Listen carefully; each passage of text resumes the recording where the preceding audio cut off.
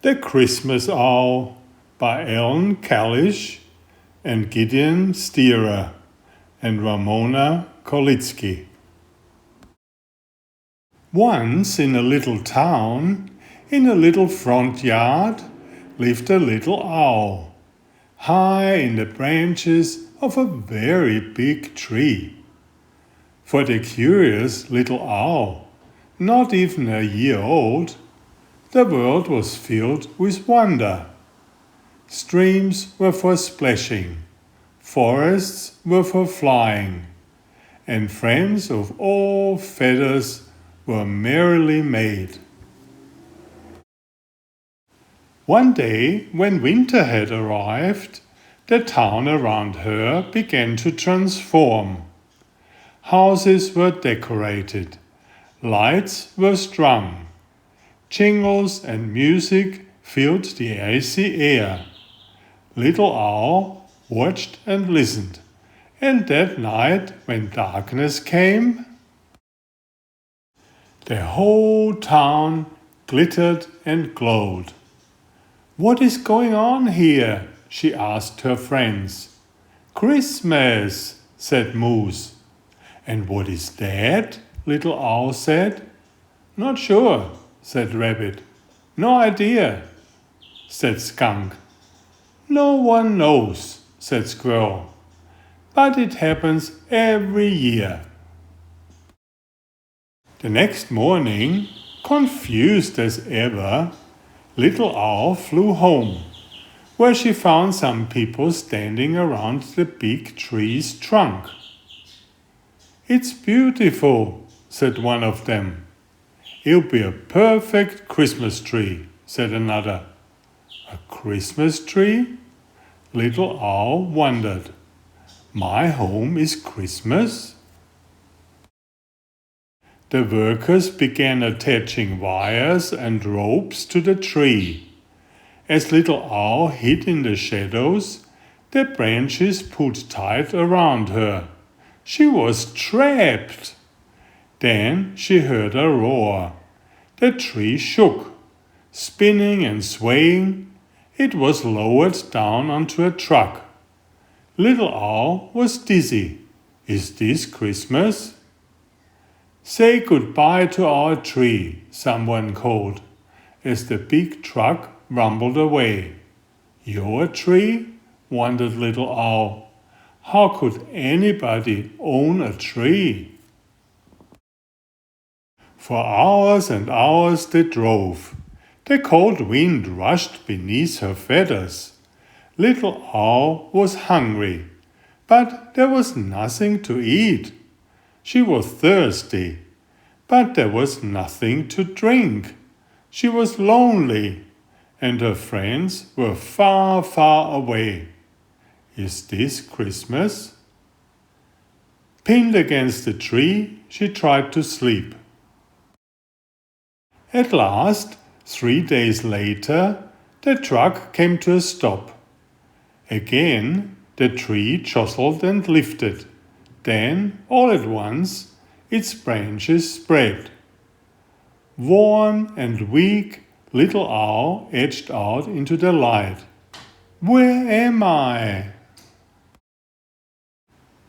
Below her, hundreds of people stomped and scowled, and cars clogged the streets. Above, strange towers scraped the sky. "This is not home." She tried to flap her wings, but she wasn't strong enough. As her eyes were closing, she saw, "There's an owl in here." When Little Owl awoke, she was in a box. It opened, and a new face peered inside. "Hello, little one. I'm Ellen. Let's get you inside." Whatever Christmas was, it seemed to have gotten inside the house. The place was warm and cozy, and it seemed oddly to be made for birds. "Why are you here?" Little Owl asked. "Broken leg," said Hawk. Broken wing, said Falcon. But Ellen looks after us until we're ready to fly free again. After all this, Little Owl wondered, could a human really help? Over the next days, Little Owl gulped down water and gobbled thawed mice. She was given an X-ray, and every day Ellen checked her feathers, eyes and ears. Ellen is helping. Could Christmas be caring? Could Christmas be kind? Ellen held Little Owl in her hand. After all you have been through, she said, it's a miracle you are alive. But was Little Owl ready to fly? Almost, cried her new friends. Ellen smiled. Almost, she said. At last, at dusk on Christmas, they drove to the top of the mountain. Ellen lifted Little Owl from the box and raised her arm. You are free, she said. Welcome home. For the last time, the friends looked at each other. Then Little Owl flapped her wings and flew higher and higher into the sky. When at last she reached the very big tree, which was now a very big Christmas tree, she settled on her favorite branch. Bright and brilliant, the city was not what she remembered. The cars had disappeared. The great towers were merrily lit. The people were smiling and skating. Some were even singing. They held hands and hugged. All it seemed were eager to love. Is this Christmas? Yes, Little Owl thought. It must be. For some time, Little Owl sat, basking in the golden glow. When at last the moon peeked above the buildings, she knew it was time to go home. You're back, her friends cried, gathering around.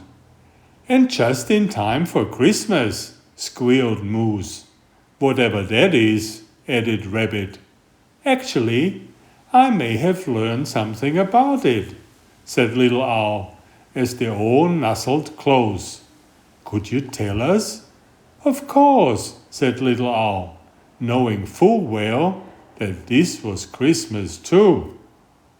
Enjoy my new series Oliver and Jumpy. 19 video books with about 500 pictures. There's text, but I also read it aloud for the younger children. But she wasn't going home. I have written 65 stories and had them illustrated at great cost for your children's fun. Oliver is an elegant tomcat and Jumpy is his lady friend. Oliver loves to ride in Jumpy's pouch when they go for adventures together. Please find a link to the first book in the description of this video. Please always subscribe and like if you find my effort interesting. Thank you so much.